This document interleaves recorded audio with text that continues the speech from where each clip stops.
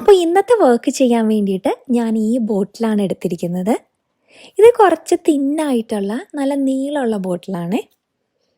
അപ്പം നമ്മൾ നേരത്തെ വീഡിയോയിൽ പറഞ്ഞ പോലെ ബോട്ടിലെല്ലാം നന്നായിട്ട് ക്ലീൻ ചെയ്ത് അതിൽ ഗ്ലൂ എല്ലാം കളഞ്ഞ് എടുത്തിട്ടുണ്ട്. ഇനി ഞാൻ ഈ ബോട്ടിലിൽ ഇങ്ങനെ ഒരു ഡിസൈൻ വരച്ചെടുത്തിട്ടുണ്ട്, ഒരു റോസറി, പിന്നെ അതിൻ്റെ ഉള്ളിൽ ചെറിയൊരു മാതാവിൻ്റെ ഒരു പിക്ചർ. ഇതാണ് ഡിസൈൻ ചെയ്തേക്കുന്നത്. ഇനി ഞാൻ ബേസ് കോട്ട് അടിക്കാൻ പോകുന്നത് ഈ റോസറിയുടെ ഉൾഭാഗം ഒഴിച്ച് ബാക്കി എല്ലായിടത്തും ബേസ് കോട്ട് അടിക്കാൻ പോവാണ്. അപ്പോൾ ബേസ് കോട്ട് അടിക്കുന്ന വിധമൊക്കെ നമ്മൾ മുന്നത്തെ വീഡിയോകളിൽ പറഞ്ഞിട്ടുണ്ട്. ഞാൻ അതിൻ്റെ ഡീറ്റെയിൽ ആയിട്ടുള്ള സ്റ്റെപ്സ് പറഞ്ഞിട്ടുണ്ട്. അപ്പോൾ ആ വീഡിയോയുടെ ലിങ്ക് ഞാൻ താഴെ കൊടുക്കാം ഡിസ്ക്രിപ്ഷനിൽ. അപ്പോൾ ഞാനിവിടെ ബേസ് കോട്ട് അടിച്ചു. നമ്മൾ ആ റോസറിയുടെ ഭാഗം ഒഴിച്ച് ബാക്കി എല്ലായിടത്തും ബേസ് കോട്ട് അടിച്ചിട്ടുണ്ട്.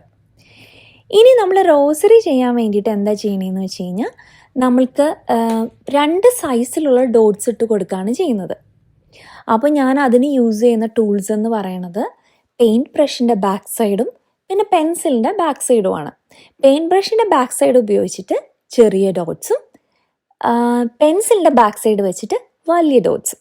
ആദ്യം 10 ചെറിയ ഡോട്ട്സ് ഇട്ടു, പിന്നെ ഒരു വലുത്, പിന്നെ 10 എഗെയിൻ, പിന്നെ ഒരു വലുത്, അങ്ങനെ 5 പ്രാവശ്യം നമ്മൾ ചെയ്യണം അത്. അപ്പോൾ റോസറിയുടെ ആ ഫുൾ ഒരു സർക്കിൾ കഴിഞ്ഞു. പിന്നെ നമ്മൾ താഴെ ഒരു വലിയ ഡോട്ട്, പിന്നെ 3 ചെറുത്, പിന്നെ ഒരു വലുത്, പിന്നെ ക്രോസ്. അങ്ങനെയാണ് റോസറിയുടെ ബീഡ്സ് വരുന്നത്. അപ്പോൾ അതെല്ലാം നമ്മൾ കൊടുത്തു. അപ്പം ഞാൻ ഈ ഡോട്ട്സ് കൊടുത്തപ്പോൾ ആദ്യം തന്നെ വരച്ചിട്ടാട്ടോ ഇതെല്ലാം കൊടുത്തത്. അപ്പോൾ ഈ നമ്പർ ഓഫ് ബീഡ്സ് കറക്റ്റായിട്ട് വരുന്നുണ്ടോ എന്ന് നോക്കിയിട്ട് വേണം നമ്മൾ ഡോട്ട്സ് ഇടുന്നതിന് മുന്നേ അത് നോക്കണം. എന്നിട്ട് വേണം നമ്മൾ സ്റ്റാർട്ട് ചെയ്യാനായിട്ട്. അല്ലെങ്കിൽ പിന്നെ നമുക്കിത് എല്ലാ ബീഡ്സും കൊടുക്കാനായിട്ടുള്ള സ്പേസ് ഇല്ലെങ്കിൽ പിന്നെ അത് പിന്നെ എല്ലാം മാച്ചിട്ട് ചെയ്യേണ്ടി വരും. ആദ്യം തന്നെ വരച്ച് ചെറിയ ഡോട്ട്സ് ഇട്ട് നോക്കുക എല്ലാം അക്കോമഡേറ്റ് ചെയ്യാൻ പറ്റുമെന്ന്. എന്നിട്ട് വേണം അത് ചെയ്യാനായിട്ട്. അപ്പോൾ അത് കഴിഞ്ഞു. ഇനി 2 ഡോട്ട്സുകൾ തമ്മിൽ നമുക്കൊന്ന് പതുക്കെ ഒന്ന് യോജിപ്പിക്കാം. അപ്പോൾ അതിന് വേണ്ടിയിട്ട് ഞാൻ ഇവിടെ ഏറ്റവും ചെറിയ ബ്രഷ് എടുത്തിട്ട് ചെറിയൊരു ലൈൻസ് 2 ഡോട്ട്സുകൾ തമ്മിൽ യോജിപ്പിക്കാനായിട്ട് വരച്ചു കൊടുക്കുകയാണ് ചെയ്യുന്നത്. അപ്പോൾ അതും കഴിഞ്ഞു. അപ്പോൾ റോസറിയുടെ പോർഷൻ ഒരുവിധം എല്ലാം കംപ്ലീറ്റ് ആയി.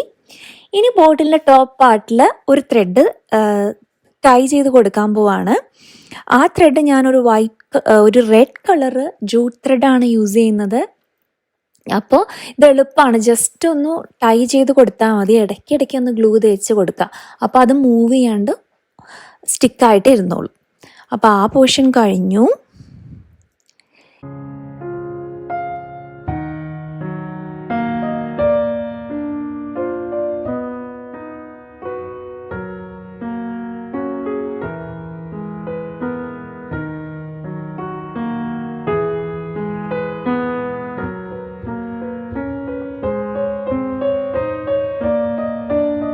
ഇനി നെക്സ്റ്റ് ഞാൻ ചെയ്യുന്നത് ഈ റോസറിയുടെ എറൗണ്ട് റോസറി നമ്മൾ ബ്ലൂ ഭാഗം ചില ഭാഗത്തും വിട്ടുപോയിട്ടുണ്ടാവാം, അല്ലെങ്കിൽ ചില ഭാഗത്ത് ഗ്യാപ്പ് ഉണ്ടാവും. അതെല്ലാം നമ്മൾ ക്ലീൻ ചെയ്യാൻ വേണ്ടിയിട്ട് ഒരു ക്യൂടിപ്പ് പിടിച്ചിട്ട് പെയിൻറ്റ് നല്ല ക്ലീനായിട്ട് അതിൻ്റെ എഡ്ജസ് ഒക്കെ കറക്റ്റായിട്ട് ചെയ്യാം.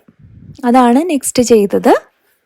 ഇനി ഇതിൻ്റെ ഉള്ളിൽ മാതാവിന് ചെറുതായിട്ടൊരു ചെറിയ പിക്ചറാണ്, അത് വരച്ചെടുക്കുകയാണ് ചെയ്യുന്നത്. അത് റെഡ് ഉപയോഗിച്ച് ഞാൻ ബോർഡർ കൊടുക്കുന്നു ഫസ്റ്റ്.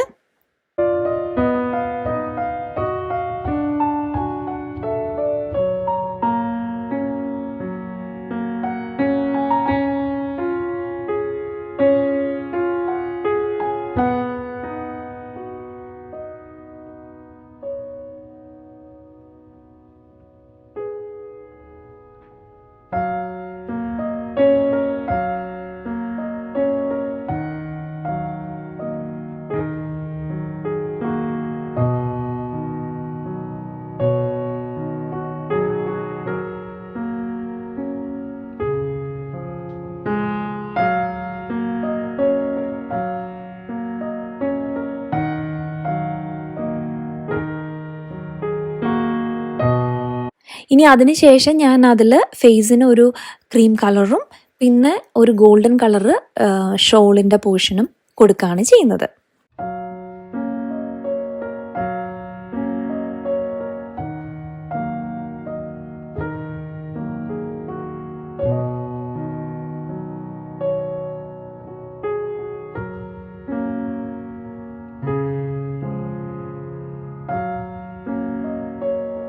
അപ്പോൾ അതും കഴിഞ്ഞു. അതോടുകൂടി ഈ